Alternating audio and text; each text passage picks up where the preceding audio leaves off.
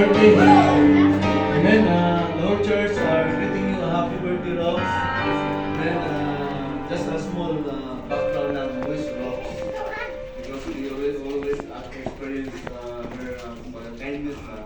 Pagigod po niya sa lahat ng pagkataon, no? Birthday man ng isang kaibigan or anniversary, kahit anong pa niya. No, siya sa Rox, no? Grabe yung kanya niya. Yan si Rox sa, no? Pagiging ang hard ko yun. May decide until next week, until next Sunday, you will receive something from us. Amen. No?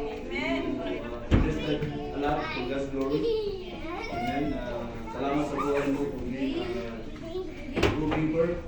No, you always explain how you love your person. Sabi nga, it's easy to say, you can live without love, but you cannot say that I love you without me. That's how I love you. I didn't mostly sa akin yung experience na I'm talking about the time you love. It's very blessings, no? Hallelujah. So it's my declaration of faith, Lord, na I can receive something this entire week. I'm not asking them, but I declare the name of Jesus. The Lord will touch the heart of these people. Hallelujah. Lord, I thank you, Lord, for this life. Hallelujah. This is great, Lord, the life of Roxanne, Lord. It is a blessing, Lord, to this family, this church, Lord. Lord, we are united through your blood, through your name, Lord God.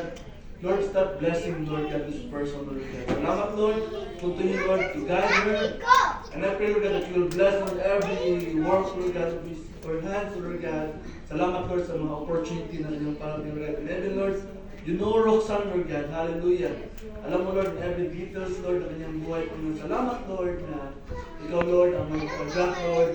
Hallelujah. Your perfect timing, Lord. You desire, Lord, ang kanyang puso, Lord God. Help you to bless this life, Lord God. Hallelujah. For her, Lord God, to be a blessing, Lord God, for those people who surround her, Lord God. Father, we thank you. Continue to protect her.